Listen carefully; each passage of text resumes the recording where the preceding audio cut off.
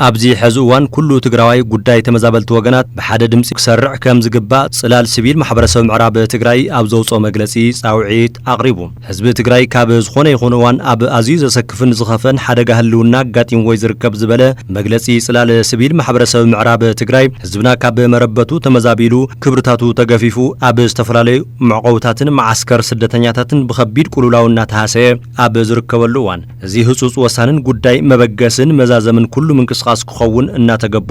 በአንጻሩ ጉዳይ ተመዛበልትን ስደተኛታትን ተረሲዑ ይዝርከብ ዝበለ እቲ መግለጺ ሓድነትና ኣብ ዝብትን ዓቕምታትና ኣብ ዘዳኽምን ዛዕባ ተሸኺልና ኣብ ዘየድሊ ምክፋልን ምብኻን ግዜን ተዋሒድና ንርከብ ክብል ገሊጸሎ ነቲ ዝረአ ዘሎ ፖለቲካዊ ቁልውላው ትግራይ ብምግንዛብ ኩሉ ትግራዋይ ንተመዛበልቲ ወገናት ሓደ ድምጺ ብምዃን ቀዳምነት ንዝተመዛበለ ህዝብና ንምምላስ ኩሎም ፖለቲካዊ ውድባት ነጠፍቲ ማሕበራዊ ሚድያ ንማሕበረሰብ ዲያስፖራን ንመንግስታውን ውልቃውን ትካላት ጉዳይ ተመዛበልትን ስደተኛታትን ተወሳኺ ወይ ካልኣይ ደረጃ ዘይኮነስ ቀንዲ አጀንዳ ገይሮም ንክሰርሑሉን ህልውና ህዝቢ ብዘረጋግጽ መንገዲ ካብ ውሽጢ ይኹን ገዳማዊ ፖለቲካዊ ረብሓታት ንላዕሊ ንህይወት ውፅእ ህዝቢ ዞባ ምዕራብ ትግራይ ቀዳምነት ይኩም ክትሰርሑን ድምጺ ክትኾኑን ይግባእ ክብል ጻውዒቱ ኣቕሪቡሎ ብፍላይ ድማ ንነጠፍቲ ማሕበራዊ ሚድያ ድምጺ ውፅእ ህዝቢ ንምዃን እናገበርኹሞ ዝመጻኹም ጻዕሪ ዝናኣዲ ዝበለ እቲ መግለጺ ሎሚ ከምቲ ወትሮ ነቲ ወሳንን ዓብይን ናይ ሚድያ ዓቕምኹም ተጠቒምኩም ጸገም ተመዛባላይ ህዝብና ከተቃልሕወን ማሕበረሰብ ዓለም ድማ